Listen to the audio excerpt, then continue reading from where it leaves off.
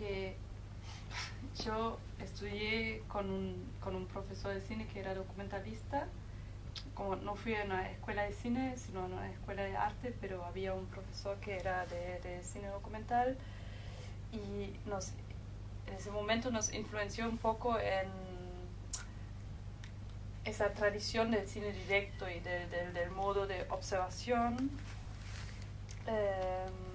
Y entonces yo me egresé con un documental en el que filmé a mi abuela de modo observacional.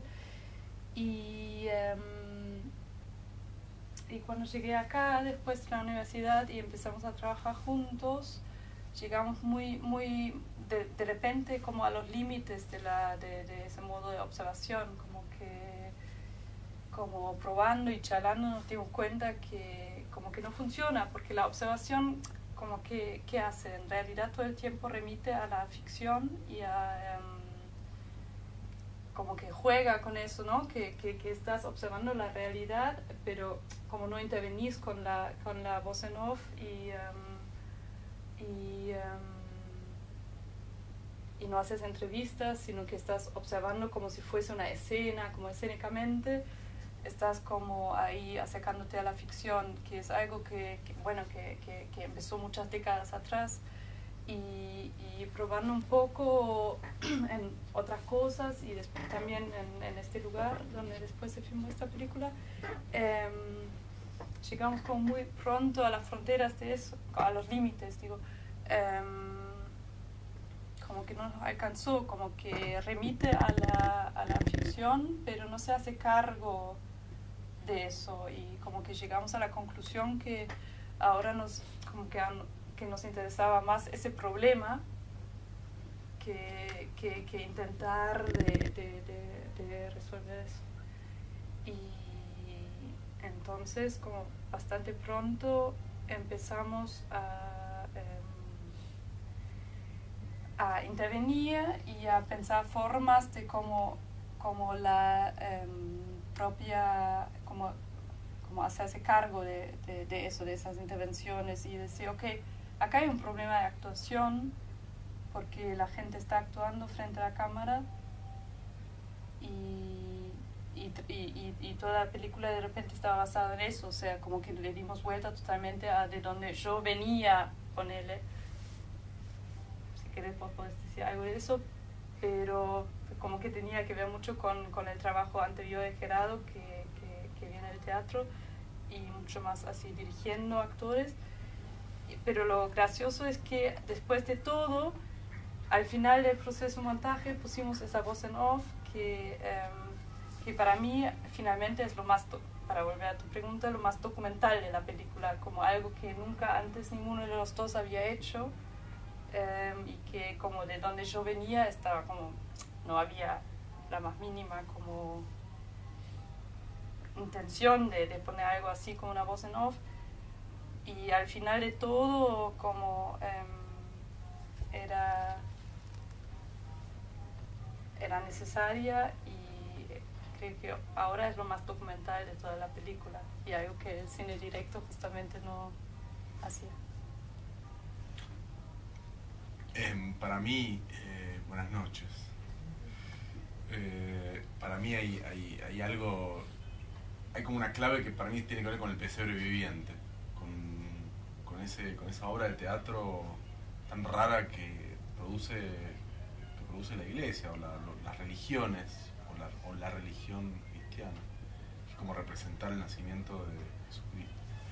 Que si uno está sentado viendo eso, lo puede ver como una obra de teatro, como si fuese una ficción.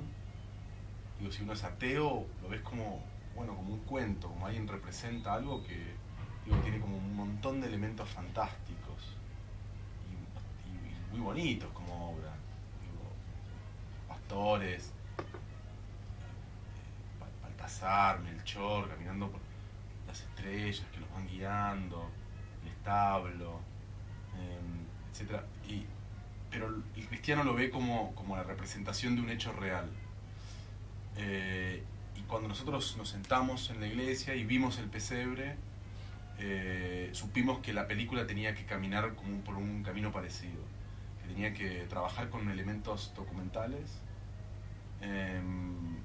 y que al mismo tiempo podía verse como una ficción, como que estar en el borde de ambas cosas, porque tiene que ver con la creencia. Nos parecía que lo que la película pone en juego es el problema de la creencia. ¿Creo en esto o no creo en esto?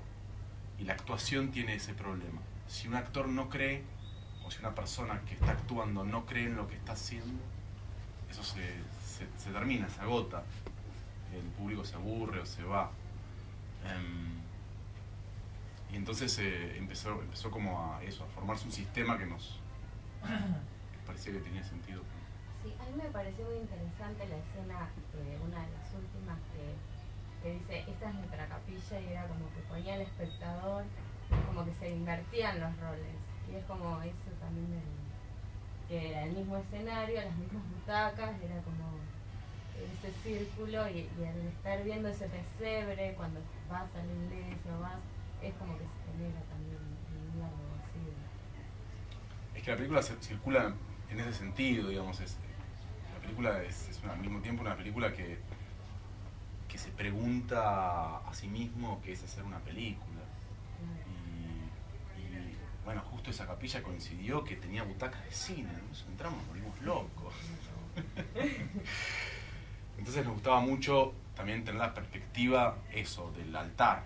Claro. Y cómo está sentado el espectador ahí. Que es interesante, no sé, a mí cuando voy al cine siempre me intereso, me doy vuelta y veo esas caras en la oscuridad mirando para adelante, y tiene como una forma bastante religiosa. A veces no son muchos como en las iglesias incluso, claro, ¿no? Que van algunos creyentes, ¿no? Como los últimos creyentes del cine. Yo también me siento así, me encanta cuando era más pendejo y era a ver películas y sentir que fuéramos pocos. Había algo como muy ritual ahí, de salirnos 12, 15, después comentar la película, como un acto de creencia, también un poco, digo, qué sé yo, raro, pero interesante, con cierta fuerza, quiero decir. Y Ricardo Bar comenzó con un proyecto, si se quiere, un documental más convencional, y de a poco, digamos, se fue abriendo, digamos, se fue exponiendo todo ese proceso en la medida que se fueron dando las circunstancias, un poco como se ve la película. ¿O ya tenían alguna idea de cierta exposición del dispositivo previamente a cuando empezaron la investigación, o la idea de hacer un documental o de registrar ese lugar? Había como 3 pasos quizás, ¿no? Primero, como que nos fuimos a Misiones más o menos así como lo contamos en la película, para ver colonias alemanas, ¿no? Y cuando empezamos a interesarnos en este pueblo y empezamos a buscar una película, en realidad era como hay un pueblo que nos interesa más o menos por las mismas razones que nombramos también, pero ¿cómo se hace ahora una película? Como ¿qué pedazo se haga? ¿Qué fragmento ampliamos? Y había un primer viaje de una semana con un fotógrafo. Sí. Y ahí sí, como que al comienzo estábamos más viendo como pensando en un documental así de registro observacional, pero después nos recaudamos de ese pesebre viviente y de ese primer disparador, en realidad, que estuvo en el primer viaje. Decimos, no, tenemos que volver al pesebre viviente y a esa forma de representación, porque la observación tenía límites, que era que no se haga cargo de la manipulación de la realidad que sucede, aunque estás supuestamente observando la realidad. Y encima caía todo el tiempo en ese problema de que como que Misiones es muy pintoresco y la gente que trabaja el campo es muy pintoresca, y cuando no hablan todo es muy lindo, y como que puedes caer rápidamente en algo así muy pintoresco, y que no nos gustó, como que como que teníamos la sensación que ya vimos esa película.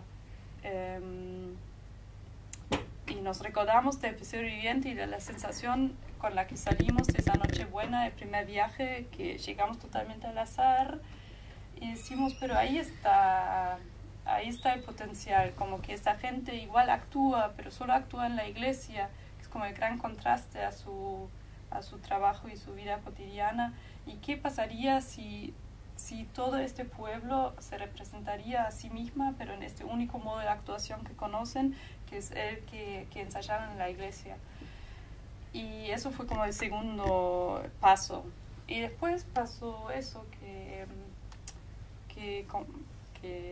se cerraron las puertas y que tuvimos que hacernos cargo de eso y entrar en toda esa negociación muy compleja que sabíamos que o podemos perder y que no volvemos a abrir las puertas, o podemos volver pero como con una base mucho mejor, y ahí empezar a trabajar juntos de verdad y bueno, ahí pasó todo eso de la beca y decimos, ok, ahora ya es muy raro, porque ahora ya estamos como interviniendo en la vida de nuestro protagonista, y entonces la película tiene que contar eso. Y ahí surgió un poco la trama y también la idea de que ellos en las escenas mismas se refieren a la película y todo eso. Sí.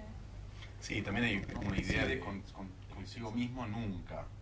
Pero eso es como lo genial de un personaje, que cuando lo encontrás decís, che, qué lindo que las personas no coincidan consigo mismos, que sean como que se abran y que tengan miles de capas para que la cámara y la película pueda perderse ahí.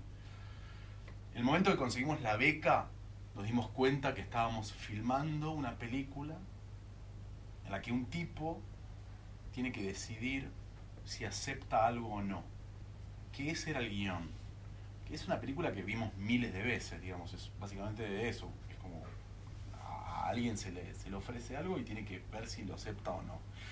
Solo que a diferencia de otras películas, acá el que tenía algo para ofrecer era la película misma. Y como que el ofrecimiento venía desde atrás de cámara, que eso es rarísimo. Y entonces lo que se filma es el tiempo de este tipo en que piensa si aceptar eso o no. ¿Sí? Y básicamente no alteramos mucho ese tiempo. Fuimos a proponerle escenas como le proponíamos, o como yo trabajé con él en la chacra, tenía que trabajar, entonces nos hicimos como muy amigos. Entonces me contaba, y al mediodía volvía a comer con los chicos y comentábamos lo que él me había comentado con él. El nene me decía así, vamos por ahí, o me corregía, no, mirá, vas por acá. Como que el guión se iba armando de de conversaciones, como cosas que íbamos.